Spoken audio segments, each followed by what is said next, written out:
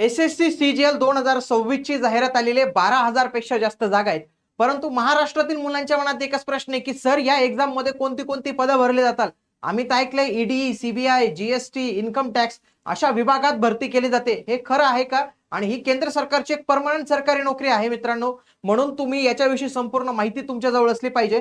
म्हणून महाराष्ट्रातील उमेदवारांसाठी आजचा हा व्हिडिओ महत्त्वाचा असणार आहे. म्हणून तुम्ही हा व्हिडिओ शेवटपर्यंत पूर्ण बघायचा आहे. कोणती कोणती पदं भरली जातात ते सांगणार आहे मित्रांनो. आणि तुम्ही रेड मूवी ही पाहिलीच असेल अजय देवगणची, तर याच्यापैकी जे बरेच जे काम आहेत ना मित्रांनो ते रेडचेच काम आहेत तुमचे. म्हणून आपण एक रेड पीवायक्यू बॅच जे आहे तर ते लॉन्च केलेले. एसएससी ची नवीन पार्टनर कंपनी मित्रांनो एड्युकेटी. या एड्युकेटी पॅटर्नचे नवीन पीवायक्यू जे आहे तुम्हाला एक्सप्लेन केले जाणार आहे. आणि लक्षात घ्या ही जी पीवायक्यू बॅच आहे या बॅचची फीज 99 रुपये, परंतु सध्या आपण काही कालावधीसाठी या बॅचची फीज फक्त 1 रुपये जे आहे तर ते केलेले. 1 रुपयात तुम्हाला एसएससी सीजीएल चे लेटेस्ट एड्युकेटी पॅटर्नचे प्रश्न जे आहेत तर ते पाहायला मिळणार आहे. त्यांचे डिटेल व्हिडिओ सोल्युशन पाहायला मिळणार आहे. तसंच त्यांच्या क्वेश्चन पेपर पण पाहायला मिळणार आहे. इग्नाइट अकॅडमीचं ऍप्लिकेशन डाउनलोड करून तुम्ही या बॅचला एनरोल करू शकतात. तसेच एसएससी ची पूर्ण तयारी करून घेण्यासाठीचे रेकॉर्डेड बॅच पण आपल्याकडे अवेलेबल आहे. आता बघा एसएससी सीजीएल नावात काय बघा, स्टाफ सिलेक्शन कमिशन ही एक बॉडी आहे. ज्या पद्धतीने आपल्या महाराष्ट्रात एमपीएससी नावाची बॉडी आहे तर ही एक बॉडी आहे. या बॉडी अंतर्गत एक्झाम होते आणि ही बॉडी घेते कंबाईन ग्रॅज्युएट लेवल. कंबाईन का बरं? कारण की खूप साऱ्या पदांसाठी एकत्रित भरती केली जाते. ग्रॅज्युएट का? कारण की हा पदवीधर उमेदवारांसाठी पदवीधर उमेदवारांसाठी आहे. तर पदवीधर उमेदवारांसाठी एक परीक्षा घेतली जाते. त्याचं नाव आहे एसएससी सीजीएल. ओके, या एसएससी सीजीएल मध्ये 2 पद्धतीची पदं भरली जातात. एक म्हणजे ग्रुप बी ज्याच्यामध्ये काही पदं गॅजेटेड आहेत आणि काही पदं नॉन गॅजेटेड आहेत. आणि ग्रुप सी ची पदं भरली जातात. ही 2 पदं भरली जातात. ज्या पद्धतीने आपल्या महाराष्ट्रात एमपीएससी कंबाईनची एक्झाम आहे ग्रुप बी ची, एमपीएससी कंबाईन ग्रुप सी ची एक्झाम आहे, त्याच पद्धतीने केंद्र सरकारवर ही कंबाईन ग्रॅज्युएट लेवलची एक्झाम आहे मित्रांनो. एसएससी सीजीएल याचं नाव आहे. ग्रुप बी आणि ग्रुप सी अशी 2 वेगवेगळी पदं याच्यात जी आहेत तर ती भरली जातात.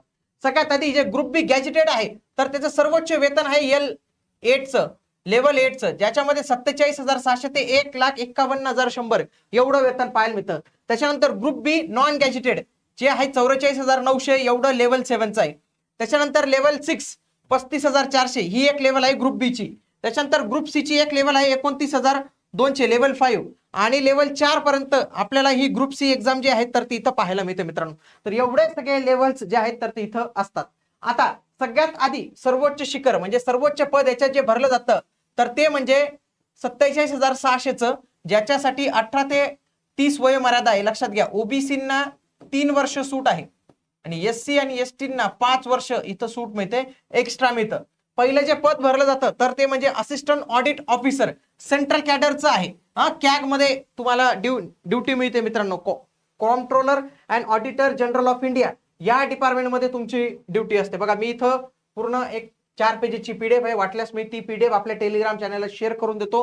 लिंक जी आहे तर ते डिस्क्रिप्शन मध्ये पण प्रोव्हाइड करतो. ज्यांना ही पीडीएफ पाहिजे असेल त्यांनी फक्त CGL एवढं लिंक कमेंट मध्ये टाईप करा, त्यांना मी लिंक टेलिग्रामची पाठवतो. बघा असिस्टंट ऑडिट ऑफिसर सेंट्रल कॅडरचं एक, तर हे कॅग ऑफिस मध्ये आहे. पुढे असिस्टंट ऑडिट ऑफिसर हे पण कॅगचं आहे आणि असिस्टंट अकाउंट्स ऑफिसर हे पण जे आहे तर ते कॅगचं आहे. तर इथं लक्षात घ्या हे स्टेट कॅडर, हे स्टेट कॅडर, हे सेंट्रल कॅडरचं आहे. तर लक्षात घ्या याच्यामध्ये हे 18 ते 30 वय गटाचं वय आहे आणि हे ग्रुप बी गॅजेटेड आहे, राजपत्रित पद आहे बरं का.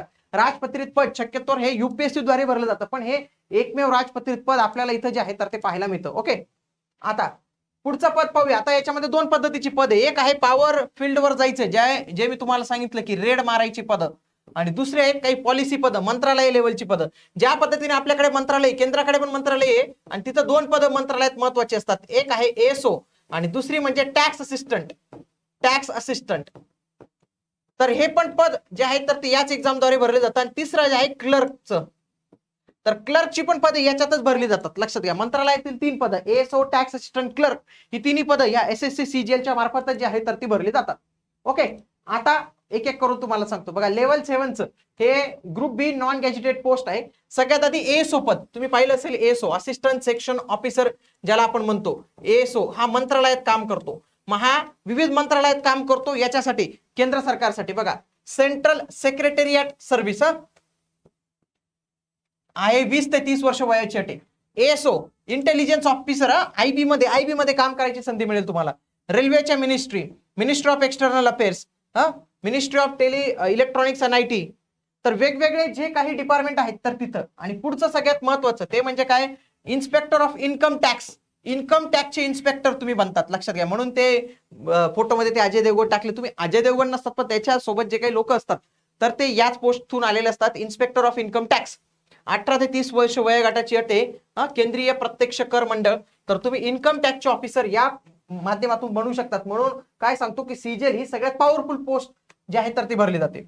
पुढचं inspector central excise, inspector preventive officer, inspector examiner, assistant enforcement officer. ED मध्ये पण तुमची ड्युटी आहे मित्रांनो. तुम्ही पाहिलं असेल ईडी जे काही गुन्हे वगैरे असतात, आर्थिक गुन्हे, त्याच्यामध्ये ते ईडीने याच्यावर धाड टाकली, त्याच्यावर धाड टाकली, नेते घाबरून लगेच पक्ष बदलतात. तर ही एवढी ईडी पॉवरफुल आहे ना, त्या ईडी मध्ये जॉब करायची संधी मिळते, असिस्टंट इन्फोर्समेंट ऑफिसर.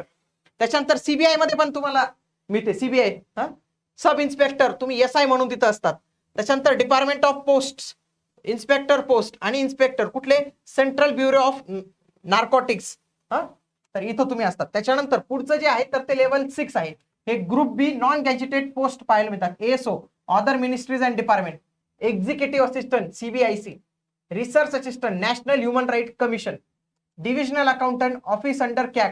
NIA मध्ये पण तुम्ही जातात मित्रांनो. NIA खूप म्हणजे दहशतवादी हल्ले वगैरे त्यावेळीची चौकशी वगैरे, नॅशनल इन्व्हेस्टिगेशन एजन्सी आहे, तिथं असतात.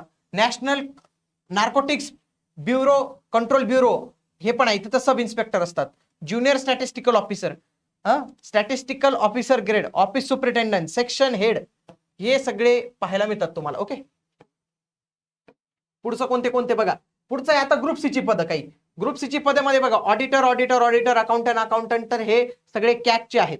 पुढे आणखी ग्रुप सी चे बघा, sorting assistant, senior secretariat assistant, senior administrative assistant, tax assistant आणि सेंट्रल ब्युरो ऑफ नार्कोटिक्स मध्ये सब इन्स्पेक्टर असतात. बघा टॅक्स असिस्टंट, तुम्हाला काय बोललो, टॅक्स असिस्टंट हे पण पद इथं जे आहे तर ते भरले जाते. काही पदांसाठी शारीरिक पात्रता वगैरे लागते, पण तेवढं काही तुमच्यासाठी महत्वाचं नाही. पण हे जे आहेत तर ते तुम्ही पाहू शकता. तर हे संपूर्ण इथं जे आहे तर तुमच्यासाठी इथं माहिती दिलेली.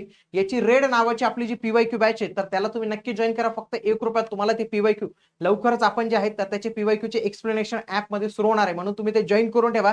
SSC CGL ची आणखी कोणती माहिती पाहिजे ते मला कमेंट बॉक्समध्ये नक्की कळवा. भेटूया पुढील व्हिडिओमध्ये. तोपर्यंत जय हिंद, जय महाराष्ट्र, धन्यवाद.